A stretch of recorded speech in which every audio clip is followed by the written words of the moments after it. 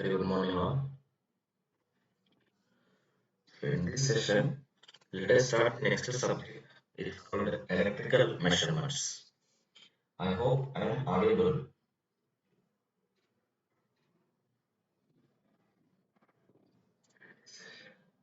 If you are not able to observe me, please let me know in the comment section. Okay. So the next subject is electrical measurements. So let us start measurements quickly. Let us revise all the concepts one by one. So let us start from basics. First of all, in electrical measurements, the basic things that you know that you have to know. There are some basic questions. Example, you will be requested to give the definition for accuracy. Can you please tell me what is the definition for accuracy? Accuracy, it is the closeness with which an instrument reading approaches the true value of the quantity being measured. It is the closeness of getting true value. Am I right, sir? So it is the closeness with it is the closeness with which an instrument reading approaches the true value of the quantity. நம்ம measure பண்ற ஒரு quantity வந்து என்ன பண்ணணும் அப்படின்னா true வேல்யூக்கு நியரல் வந்து value கொடுக்கணும். That is simply called accuracy. Next thing you should know about precision. What do you mean by precision? I am just revising, okay? All definitions already we are given in our lectures. வெளியில இருந்து படிச்சவங்களுக்கும் already எல்லாமே தெரியும். Precision means what? It is the measure of reproducibility of a measurement. ஒரு இன்ஸ்ட்ருமெண்ட்ல வந்து நம்ம என்ன பண்ணணும் அப்படின்னா we have to check first degree of the agreement within the group. ஒரு group of reading வந்து திரும்ப திரும்ப எடுத்தா அதுக்குள்ள நம்ம என்ன பண்ணணும், you have to check, you have to see the measurement. So this is the measurement of reproducibility. It is the measurement of reproducibility. It is the measure of reproducibility of a measurement. It is the measure of reproducibility of a measurement. Next, the relation between accuracy and precision. If a instrument ஒரு instrument வந்து precision இருக்கு அப்படின்னா கண்டிப்பா வந்து நம்ம என்ன சொல்ல முடியாது அப்படின்னா அந்த இன்ஸ்ட்ருமெண்ட் வந்து அக்யூரேட்டா இருக்கும் அப்படின்னு நம்ம சொல்ல முடியாது. பட் ஒரு இன்ஸ்ட்ருமெண்ட் வந்து அக்யூரேட்டா இருக்கு அப்படின்னா there will be a chance of getting precision. Okay. Next, let us discuss about sensitivity. Just I am revising it once, right? Already I know you all know this one. Sensitivity, changes in output with respect to the changes in, that is changes in output. Delta represent the changes in output with respect to changes in input. Or in general, we saw in control system also how to define the sensitivity. You can go through it once. We know how to define sensitivity of any parameter with respect to anyone. Okay, I don't want to waste my time one more time. Please go through it our previous lectures. Next, what is the relation between sensitivity and deflection factor? I will define deflection factor later. First of all, just remember, sensitivity and deflection factor are reciprocal to each other. Okay, it means what? Deflection factor is the rate of change with respect to, that is rate of change in input with respect to rate of change in output. That is called deflection factor. So that is sensitivity and deflection factor are always reciprocal to each other. Next term is resolution. Can anyone please tell me what do you mean by resolution? Resolution means the smallest change in input which can be easily detectable with a certainty by an instrument is called resolution. Just to pause the video and make a note. The smallest change in input which can be easily detected with the help of certainty by an instrument. It is simply called what? Resolution. That's all. Next, dead zone and dead time. What do you mean by dead zone and dead time? How to define dead zone and dead time? Let us see. First thing, dead zone. Dead zone means it is the largest changes of the input quantity for which there is no output of the instrument. The input changes வந்து keep on increase ஆயிடுச்சு. Suppose input வந்து நீங்க apply பண்ணிட்டீங்க, apply பண்ணி ஒரு particular time வரைக்கும் என்ன ஆயிடுச்சு அப்படின்னா அவுட்புட்ல வந்து வேல்யூவே வரல. But you have started giving the input. So for the largest zone, it is the largest zone in which we are continuously applying input, but output is zero. Output is zero. That is called what? Dead zone. What about the dead time? It is the time required by an instrument to begin the response. அப்படின்னா meaning என்னன்னா, இப்ப diode இருக்குன்னு வச்சுக்கோங்களேன். டயோடுக்கு நீங்க என்ன பண்றீங்கன்னா இன்புட்டை increase பண்ணிட்டே போறீங்க. ஆனா அவுட்புட் என்ன ஆகுதுன்னா வரவே இல்லை. ஒரு டைமுக்கு அப்புறம் அவுட்புட் வேல்யூ வந்து நீங்க 0.7 வோல்டேஜ் அப்ளை பண்ணும்போதெல்லாம் என்ன ஆகுது அப்படின்னா டயோட் வந்து சடனா டக்குன்னு வந்து கரண்ட் வந்து இன்க்ரீஸ் ஆகுது. ஸோ அப்போ இந்த டைம் வரைக்கும் என்ன பண்ணலாம் அப்படின்னா அப் டு 0.7 டயோட் வந்து எந்த ரெஸ்பான்ஸுமே பண்ணல. ஆனா இன்புட் நீங்க கொடுக்க ஆரம்பிச்சிட்டீங்க, அவுட்புட்ல வேல்யூ வரல. So this is called dead zone. இந்த டெட் ஜோன்ல வந்து டயோட் வந்து எவ்வளவு டைம் ஸ்பெண்ட் பண்ணிருக்கா, அவுட்புட் ரெஸ்பான்ஸ் அது இங்க இருந்து கொடுக்க ஆரம்பிச்சிருக்கா. ஸோ எவ்வளவு நேரம் வந்து அவுட்புட்ல வந்து நமக்கு வேல்யூவே வரல. So the time, its correspondent time is simply called dead time. That's all. Next. So these things are very, very important because in your examination point of view, how to keep these things. Next, let us learn how to calculate the error. Sir, I am repeating, I cannot give all things here. I am just revising. Okay?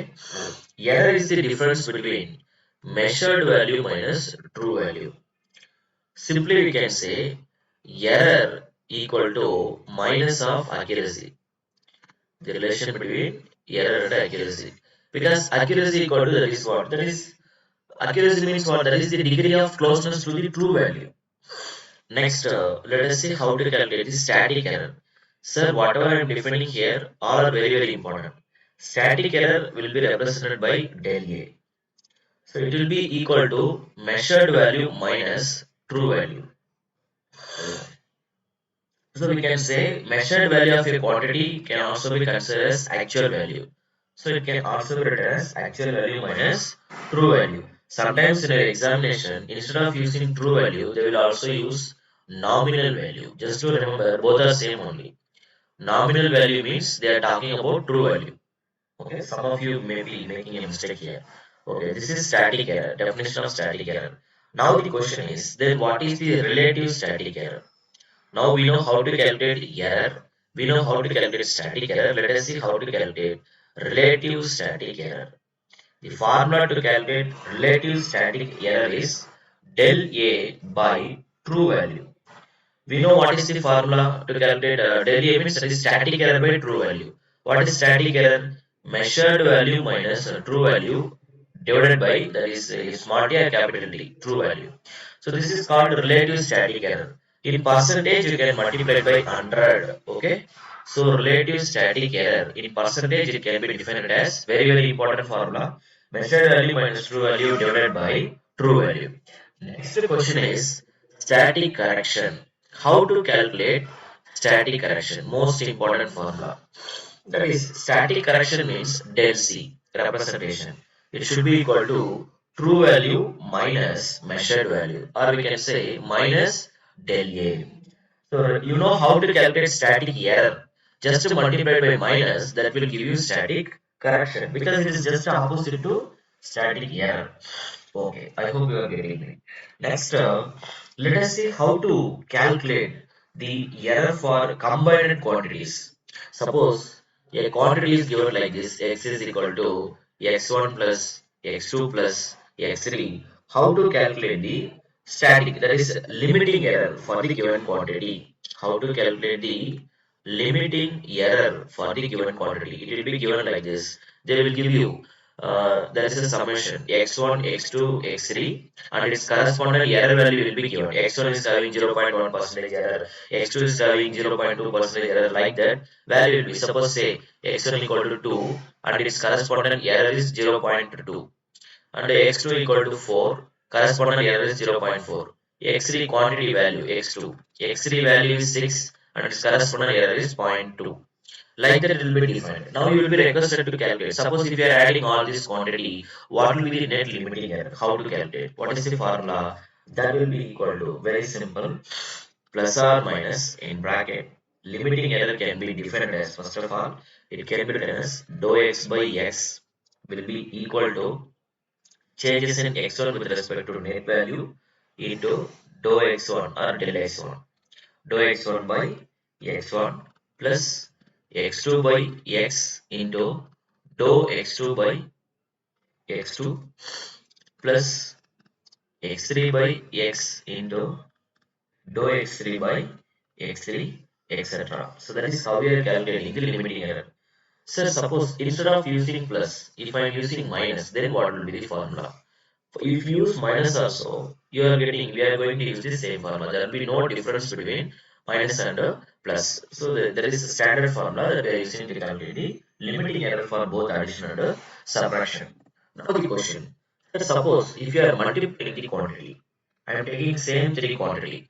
We are multiplying or we are dividing like this. Another case, we are dividing x1 divided by x2 into x3, or if you are writing x1 equal to x3 divided by x1 x2, or we can say x is equal to x2 divided by x1 x3, or we can say x equal to 1 divided by x1 x2 x3, whatever the cases, whether it will be like this or it will be in multiplication, whatever, in all, for all these people, general formula to calculate the limiting error is dou x by x. It will be simply defined as plus or minus dou x1 by x1 plus dou x2 by x2 plus dou x3 by x3. Very general formula. Okay, very important just to remember like this. Okay, sir, suppose if polynomial term will be given. Polynomial term means suppose there are two quantity x power m, x power n. Let us say, let me consider y. For your understanding, let me consider y. If I consider like this, how to calculate the error? Question is, one second. Yes. How to calculate the error, limiting error for this quantity? Very simple. Limiting error can be written as dou x by x as usual. It can be written as plus or minus in bracket n into m into dou x divided by x plus n into dou y divided by y. So that is the formula to calculate the error for polynomial factor. That is composite factor. It can be simply, we are calling it as composite factors. Okay. Sir, I know you all know these things. I'm just recapturing once. Next, how to calculate the arithmetic mean. Let us learn how to calculate arithmetic mean. Sorry.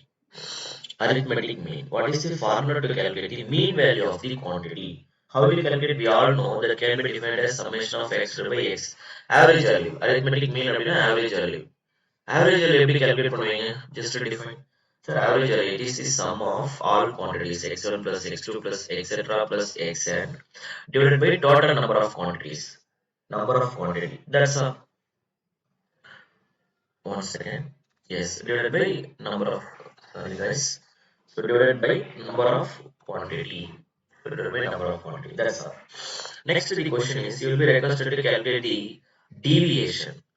How will you calculate the deviation? Deviation can be represented by dn. The formula is xn minus x bar. Here, xn. Xn, that is the reading of last series one, that is the last sample. X bar, that is arithmetic mean. Representation of mean value. Okay, that's all. Next, how to calculate the average deviation? Next question is, how to calculate the average deviation? That is summation of all d divided by number of sample. It means d1, magnitude of d1, magnitude of d2, etc. You have to calculate the deviation individually. See there, this is dn. D1 means what? Replace n by 1, you will get D1 equal to x1 minus x bar. D2 equal to x2 minus x bar. X bar is general, we know. X1, x2, x3, everything will be given in the question. Just you can substitute and calculate the value of D1, D2, D3, etc. Finally, substitute all the value here, divided by total number of samples. Very simple. So you can calculate the value of average deviation. That is not a very big thing to do. Okay. Next, you should learn how to calculate the standard deviation. Standard deviation, there are two cases. If the value of n is greater than 20, number of samples, then Standard deviation can be defined as, that is sigma, you all know, I know that, square root of, just now we saw, d1 square plus d2 square plus etc plus dn square upon total number of samples. Okay, that is the formula to calculate the standard deviation.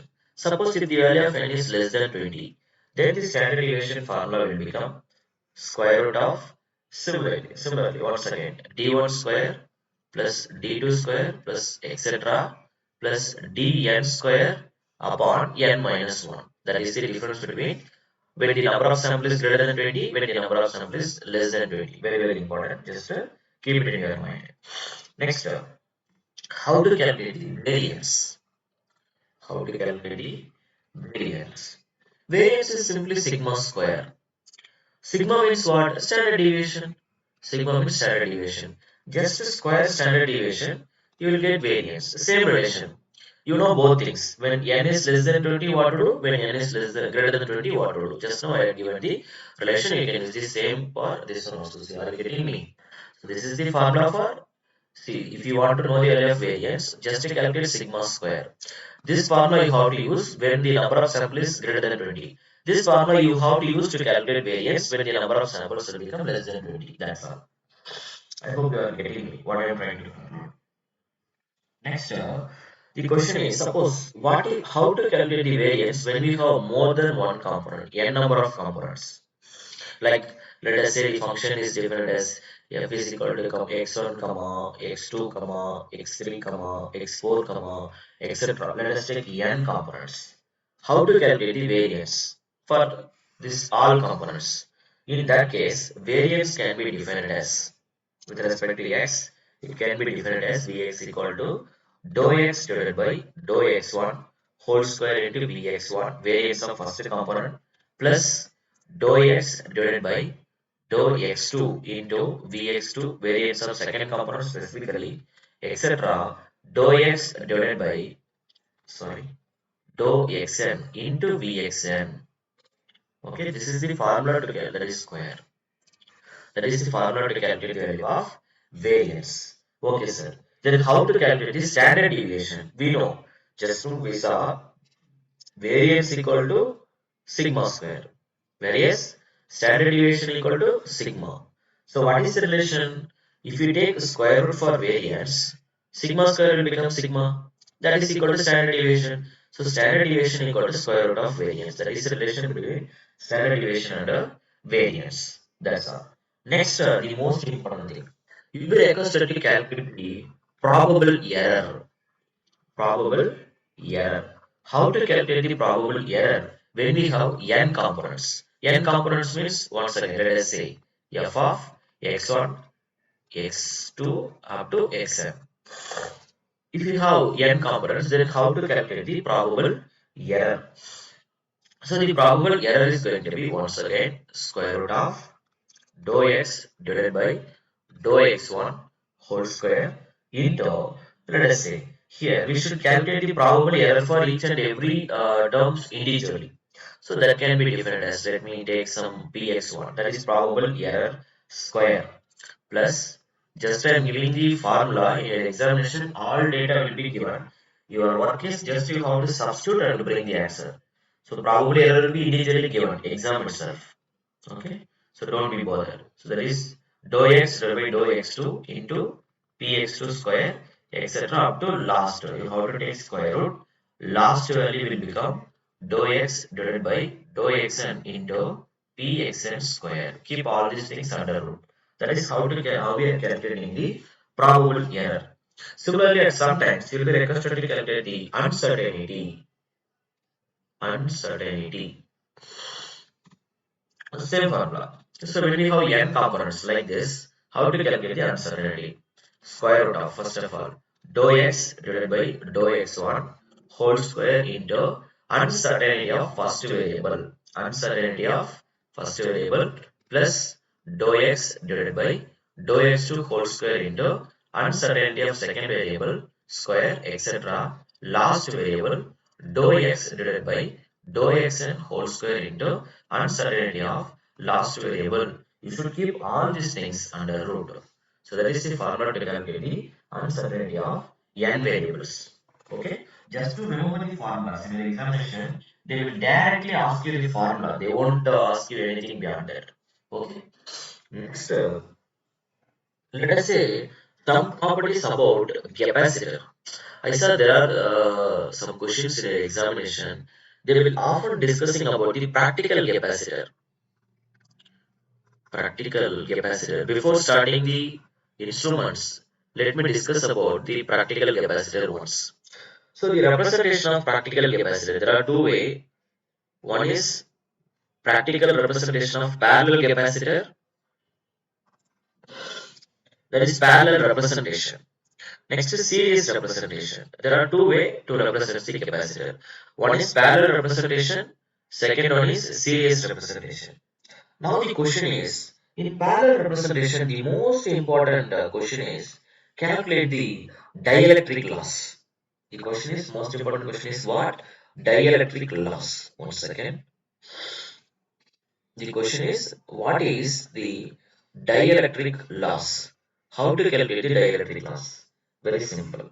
Frequency into Cp, that is the value of capacitance, into applied voltage across the circuit, that is in between this terminal, total supply voltage. This is the applied voltage across the capacitor terminals, applied voltage into tan of delta. Whereas delta is the phase angle difference. Delta is the phase angle difference between the current through the capacitor and the total supply current. Okay, so this is total supply current, this is current through the capacitor. That is the phase angle difference between current through the capacitor and the total supply current. Don't forget, that is very important. Next, here, the most one more important question is dissipation factor. Just it is the reciprocal of dielectric loss. We can say how to define. Sorry, one second. I cannot be defined like this. Sorry, guys. One second. Dissipation factor can be defined as tan of del. Sorry, I had a confusion with another derivation. Forgive me. This is a different dissipation factor can be defined as tan delta. So this can be calculated as with the help of 1 upon omega into Cp into Rp. That is the resistance Rp here. That is defined. Right? So the value of Rp and Cp will be given in your examination. You will be requested to calculate the value of dissipation factor. That is the most important thing. So delta is also called loss angle of the capacitor. Just to make a note, delta is also called what? Loss angle. So it is called loss angle. In your examination, they will define it in terms of loss angle. Okay, sir. This is all about parallel. Let us see series representation. When we go for series representation, two capacitors will be connected in series. Capacitor and resistor will be connected in series. So let us take R series connection, capacitor series connection. Finish. Now how to calculate the dielectric loss? Here, let us see how to calculate. The dielectric loss can be defined as, once again, I square upon omega into Cs. Whereas the current I, see this is series circuit, no? Same current will flow through the entire circuit. That is the formula to calculate the value of dielectric loss. Sorry guys. So it will be multiplied by tan delta. Okay sir. We know what do you mean by tan delta. That is the loss angle. Okay, let us proceed further. So this is how we are calculating the dielectric loss. Next thing is, this is for series combination. Don't forget. Dissipation factor as usual.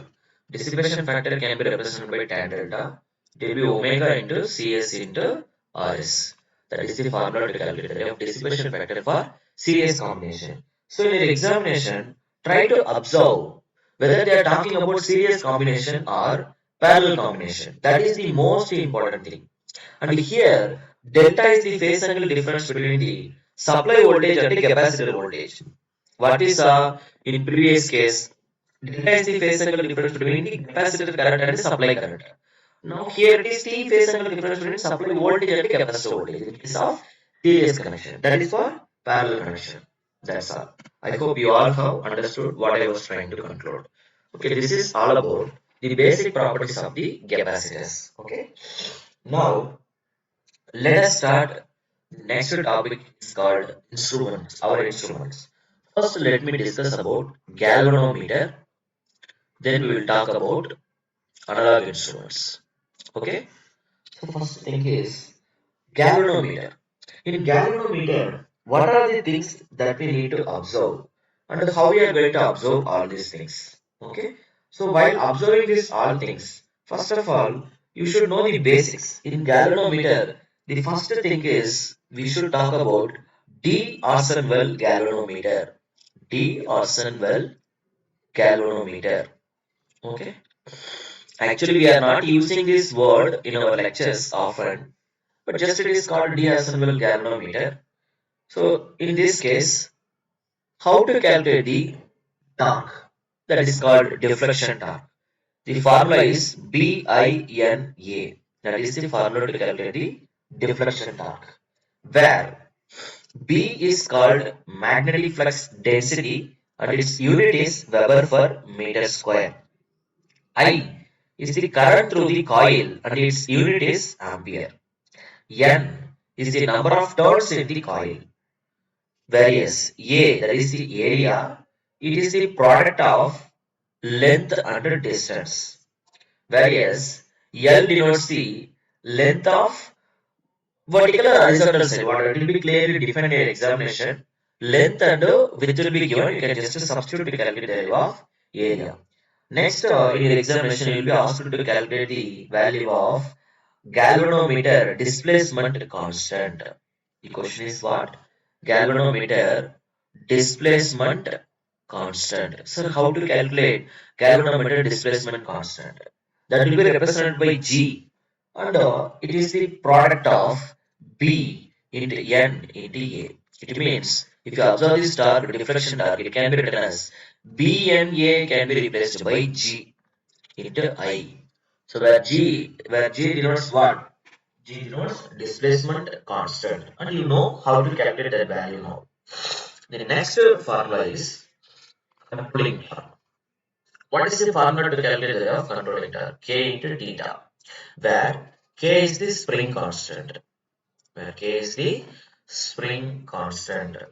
Its unit is Newton meter per radian. Okay. Next, where is the value of theta? That is steady state deflection. That is steady state. Sorry guys. Steady state deflection angle. Steady state deflection angle. That's all. And its unit we all know. Theta is radian.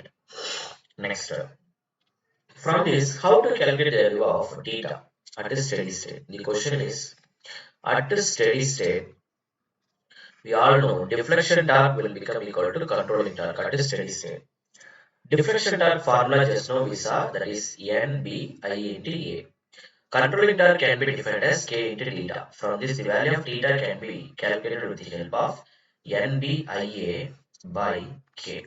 So this is the formula to calculate the value of steady state deflection torque, and that is the steady state deflection angle at the steady state.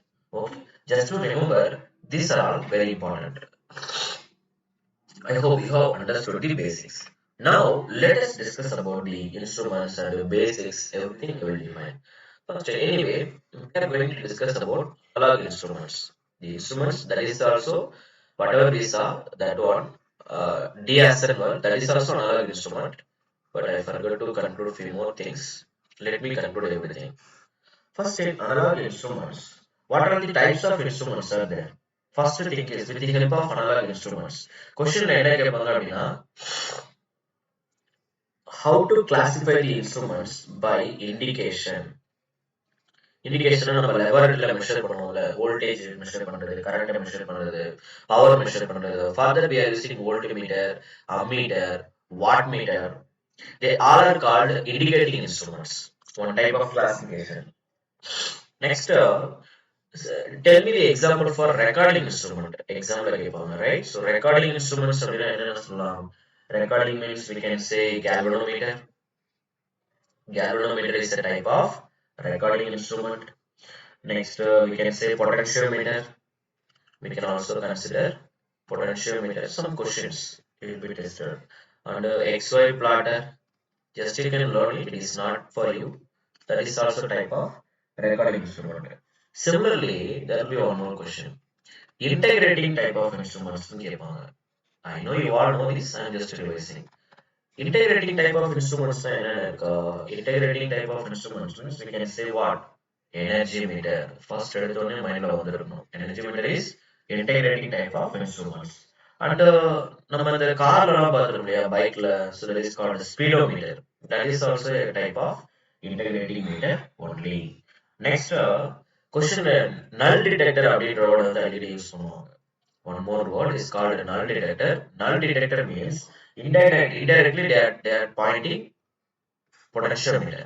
Okay, so null detector best example is potentiometer. Let us discuss about different type of classification.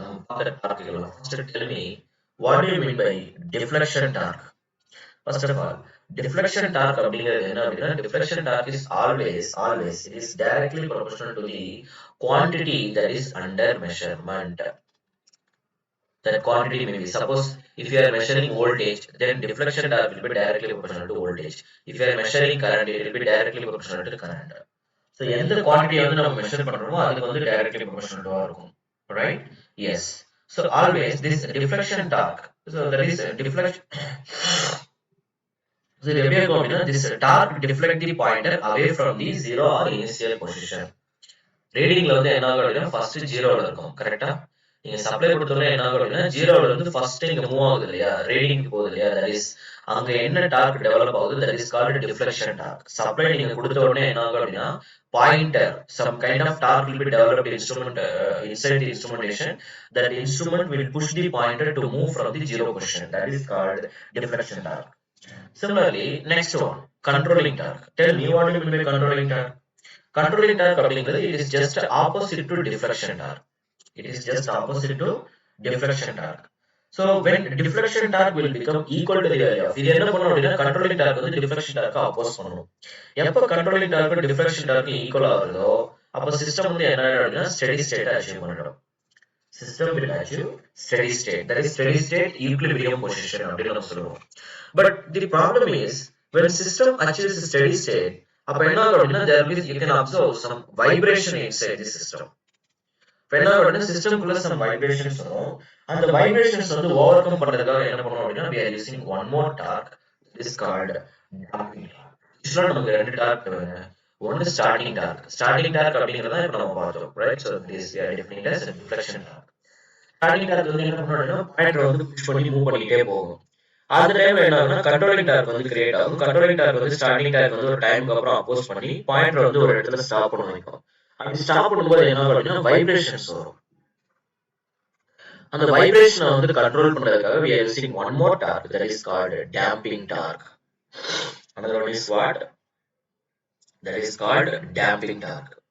So the damping torque வந்து என்ன பண்ணும் அப்படின்னா it will reduce the oscillation at a steady state position. At a steady state position. That is the purpose of using damping torque. Yes. Now tell me, what are the types of classifications are there for damping torque? First one is air friction. You can use air friction. That is very, very important. And second type, fluid friction. Another type is fluid friction. Next, eddy current damping. Another one is eddy current. So totally we are using three type of classification. Now, air friction damping is often used. இது எங்க நம்ம use பண்ணுவோம் அப்படின்னா when we have low magnetic field. Magnetic field எங்கெங்கெல்லாம் கம்மியா இருக்கும், எந்தெந்த இன்ஸ்ட்ருமெண்ட்ல magnetic field கம்மியா இருக்கும் அதெல்லாம் நம்ம என்ன சொல்லுவோம், we are giving priority for air friction damping. Second, fluid friction damping வந்து நம்ம எங்க யூஸ் பண்ணுவோம் அப்படின்னா so it is deflection torque வந்து எந்த இடத்துல கம்மியா இருக்கும், when deflecting torque is minimum, deflection torque is minimum, then you can use fluid friction damping. இப்போ eddy current damping வந்து நம்ம எங்க சார் யூஸ் பண்ணுவோம் அப்படின்னா it is used where we have permanent magnet. ஏதாச்சும் ஒரு மெட்டீரியல்ல when we are using in some instruments they are using what PMMC also. Permanent magnets வந்து deflection torque வந்து produce பண்ணும். Right? So permanent magnet use பண்ற இடத்துல நம்ம என்ன சொன்னோம்னா we are giving priority for eddy current damping. Okay, that's all. Now apart from that, I am requesting you to go through the types of error because sometimes exam ல வந்து என்ன கேட்பாங்க அப்படின்னா frictional error, temperature error, frequency error இத பத்தி கேட்பாங்க. Right? I am just asking you to go through it once. Frictional error, temperature error, frequency error in instruments. Okay, analog instruments. அப்படின்னா என்ன அப்படிங்கிறது kindly go through it once. That is very, very important. Okay, fine. I hope you are getting me. Next, let us go to the first instrument. Let us revise the properties of permanent magnet moving coil. In permanent magnet moving coil, what is the formula to calculate the deflection torque? That is same. NBIA, diastolic galvanometer. So that is NBIA, same formula. And it can be written as what? It can be written as G into I.